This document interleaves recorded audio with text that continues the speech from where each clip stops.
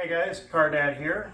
So as you know, I'm tearing the engine out of my Nissan 240SX, and I'm pretty sure that it has rod knock.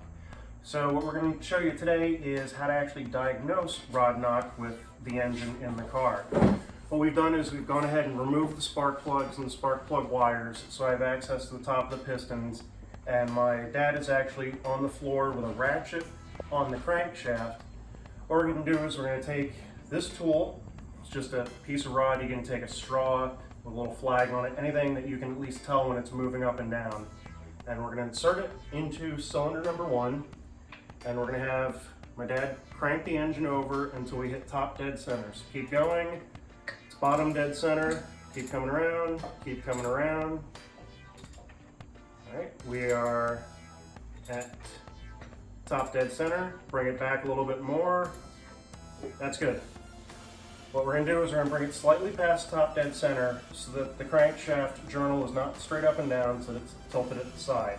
That's going to give us a little bit of leverage. We'll take another tool and use a screwdriver, as long as you can get down onto the top of the piston, and we're going to give us just a firm push. If the bearings on the crankshaft are fine, there's not going to be any movement. If it does have rod knock, it's going to make a rather distinct clunk noise. So cylinder 1, cylinder 1's good. Let's go ahead and move on cylinder 2, bring her around. All right, that one's coming up. It's top dead center. Come a little bit more. There we go. Cylinder 2. Let's go ahead and check that one.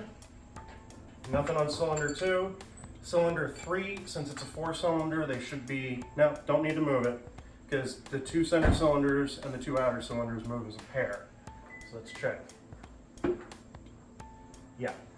Hopefully you heard that small thunk. What we'll do is we'll bring it around again, and if my cameraman wants to get close to the engine, hold on.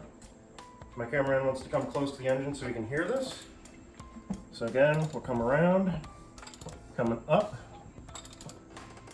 There's top dead center coming up. All right, we're dropping down. That's good.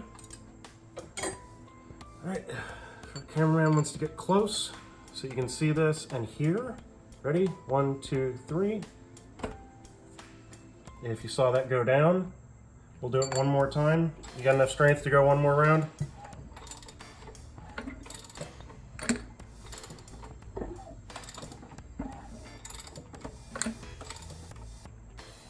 There, that's good. So one more time, I'll make sure to have my hands on the back side. There we go.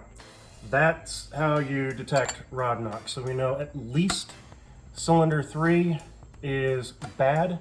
The bearings on it are shot. So this engine, it has to be rebuilt, has to come out of the car. You can rebuild it actually just on the bottom end, but it's a little difficult. So there you go. Now you guys know how to diagnose rod knock, and we now have proof cylinder number 3 is the bad one. We've actually tested this before. We know that cylinder 4 is good. So cylinder 3 is the one that has developed the rod knock. That's why the engine's coming out. Hopefully you guys learned something, and that's now a thing you know. Thanks for watching the Car Dad.